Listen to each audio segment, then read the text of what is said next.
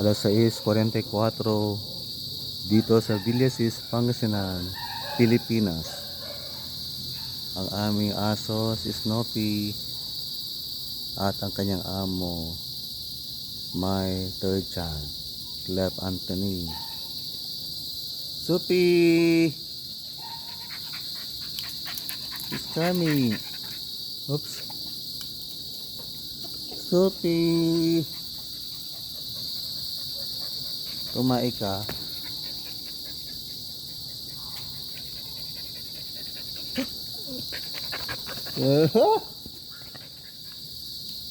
Hinalikan ba ako?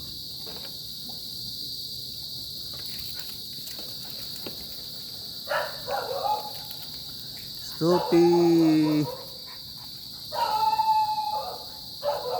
Snoopy!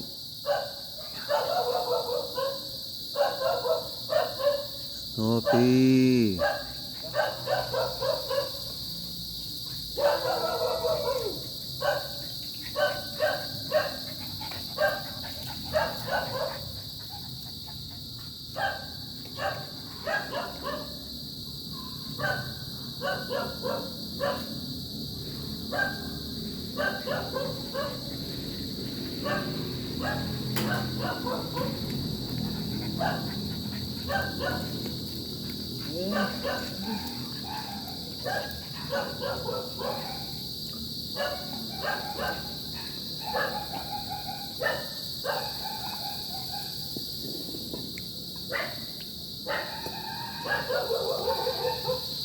Down, down, down, down.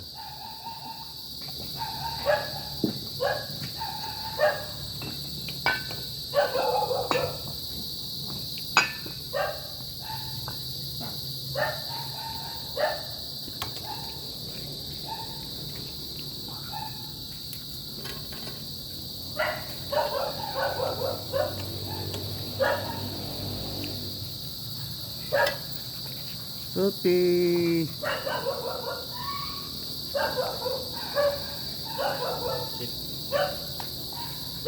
Soupy!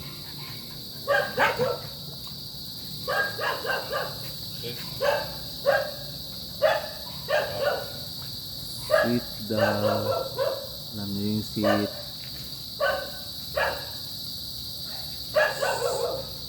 Sit up. Sit.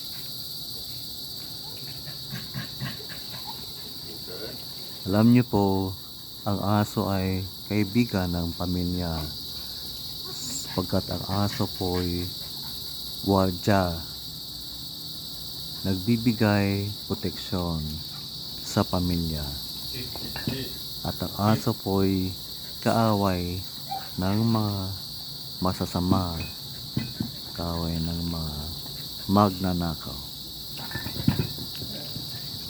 Kaya po, tama po ang cliche, gas-gas na salawikain, be kind to animals. Yun po ay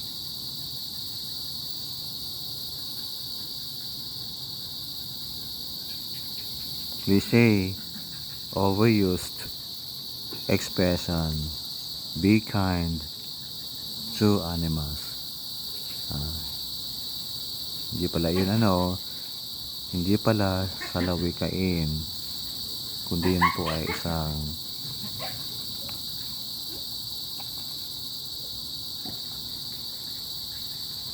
anong tawag doon?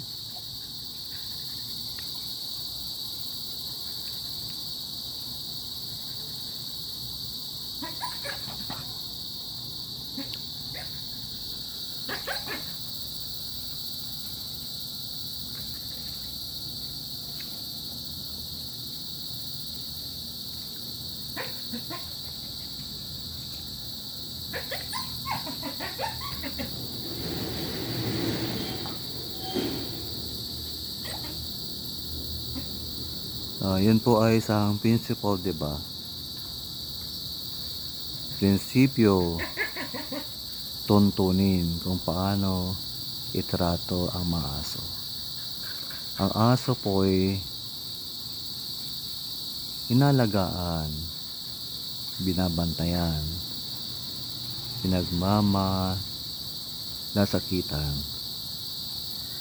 Kaya dapat pong aso ay pinapakain, binibigyan ng sariling tirahan.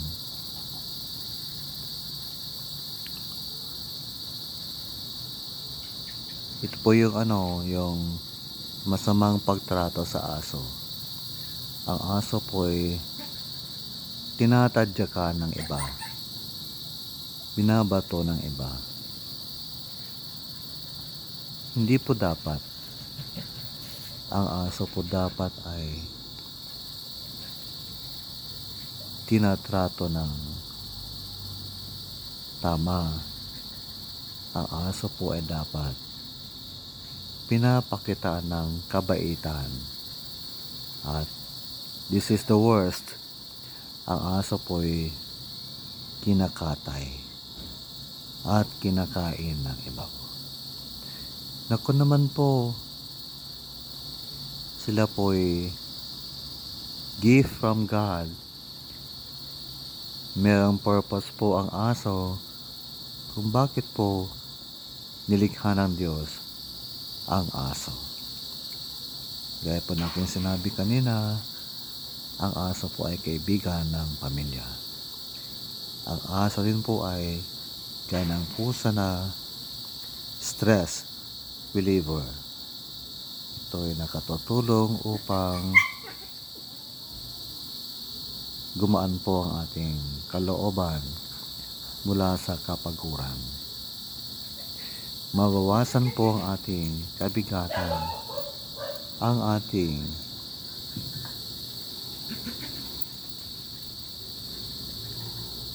problema. Yan po ang contribution po ng aso sa bawat individual. Be kind to animals. Be kind to animals.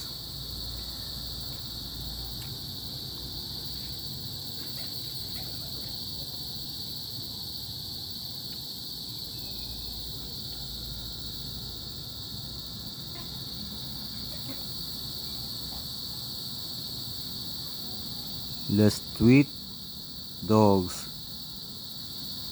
like a member of the family. Kaya po dapat ang aso po ay inalagaan, pinapakain,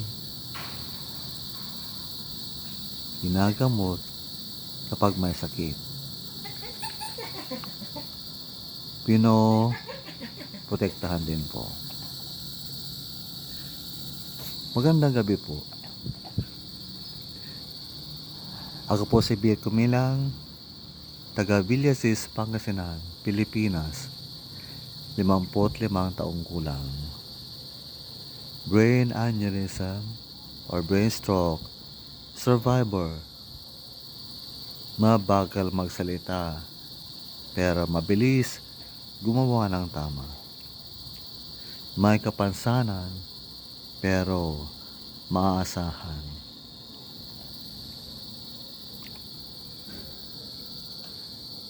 Person with disability, PWD, pero may silbi. Ako po'y nakaupo sa aking wheelchair ngayon.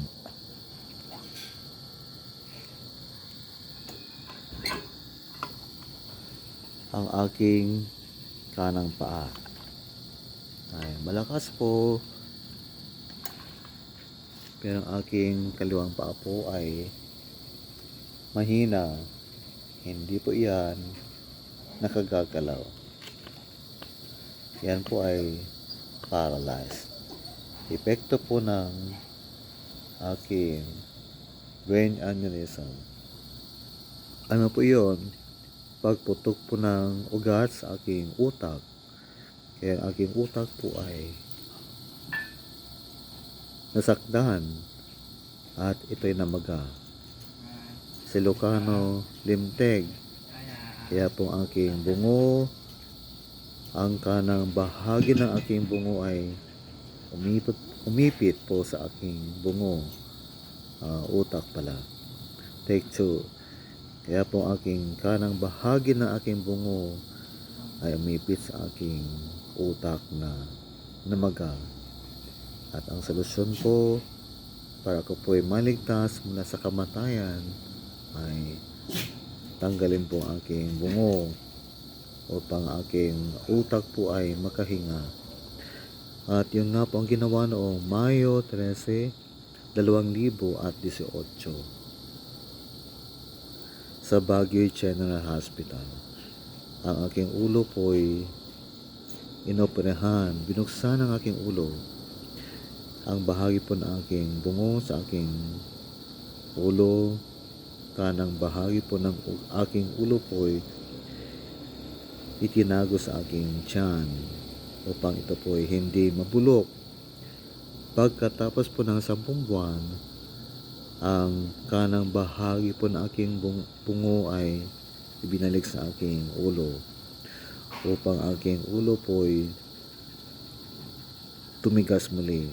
Sapagkat noon po ang aking ulo po ay napakalambot at isang plastic na bola po kapag ang plastic na bola po ay dadapo sa aking ulo, maaari ito mabitak. Sabi ng aking doktor, surgeon, na maaaring maging sanhi po ng aking kamatayan. Nakakatakot po yun. At ako po ay natakot talaga. Pero dahil sa dasal, ang aking takot po ay tinanggal ng Diyos. Kaya ang operasyon ko ay natuloy at naging matagumpay ang ikalawang operasyon.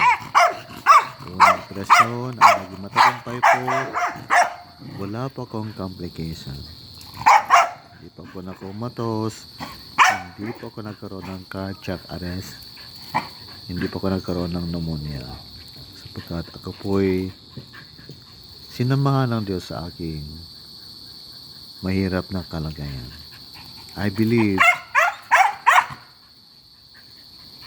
the doctor's hands were controlled by God in doing surgery on my hand during that time. Thanks be to God for His goodness. Walang mahirap po sa Panginoong Diyos. Nothing is impossible with God. God blesses those who fear Him. God blesses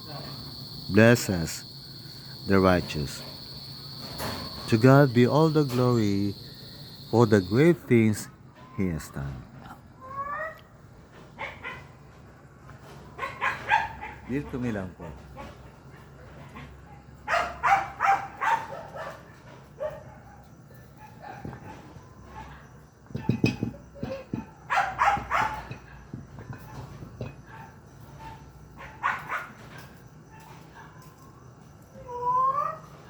Kita niyo ba ako? I'm not sure. Kasi po, reverse ang aking cellphone. Nakabaliktad po.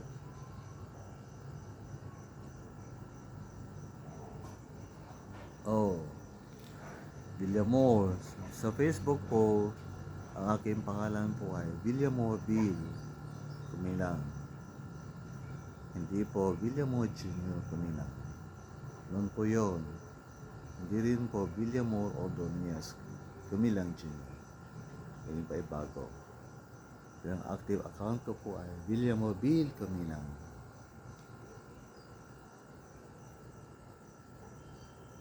Kaya buti po ng Diyos.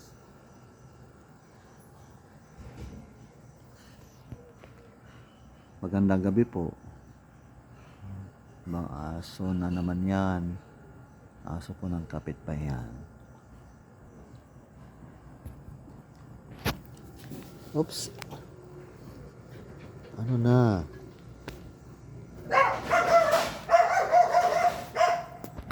Ito po yung usad. Gamit po ang aking kanang.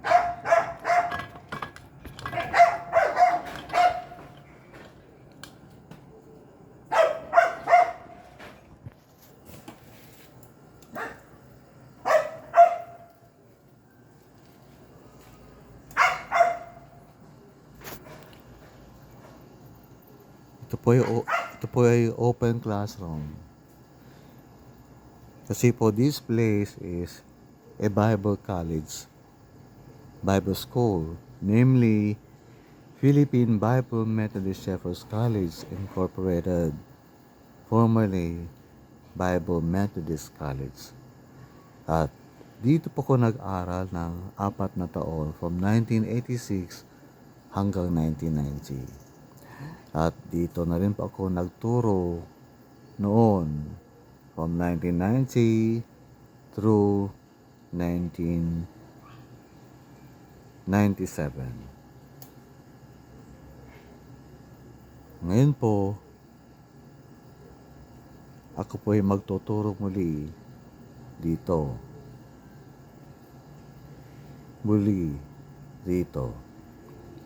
Pero last years po, 2 years ago, nagturo na po ako.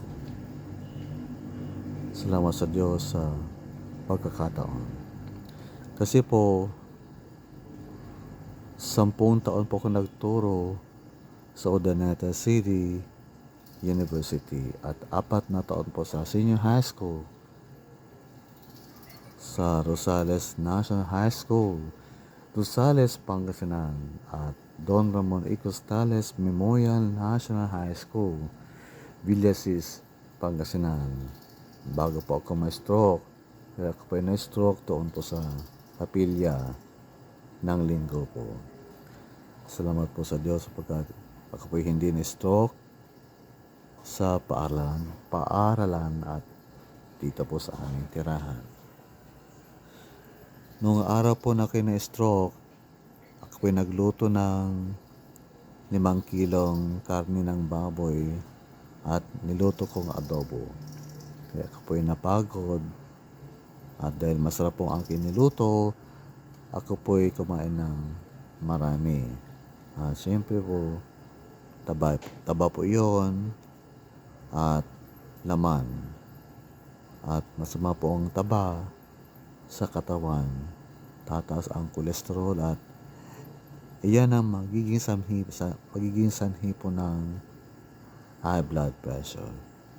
Pero bago po ang araw na iyon, ako po'y nagpuyat, napagod, nagtrabaho sa loob po ng 2 linggo para gawin po ang aking requirements bilang faculty member po ng Senior High School Department. Yun nga po, kulang po ako ng tulog, ng pahinga. Ako po ay sobrang na-stress at mataas pang aking cholesterol na high blood. Kaya po naging mataas ang aking dugo at ako po ay na-stroke. Salamat po sa Diyos pagkat hindi po ako namatay. Sabi nila, may mission para po ako dito sa lupa. Pero sa akin po, alam ko po na may mission talaga ako. Sapagkat iyon po ay pinakita, ipinaramdam ng Diyos sa akin. At yung aking mission po ay aking ginagawa sa aking buhay. At ang isa sa aking mga mission po ay ang mag-record po ng ganitong video upang maging source of inspiration po. Upang mga tao po ay magkaroon ng gabay, patnubay, yawanang at pag-asa. Magandang gabi po.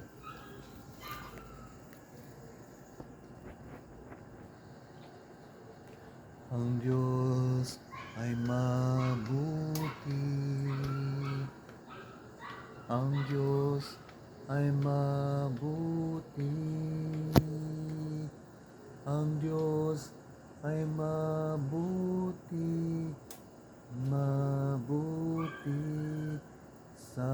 atin. Ang daming butike, you know. Siguro meron silang chismisan.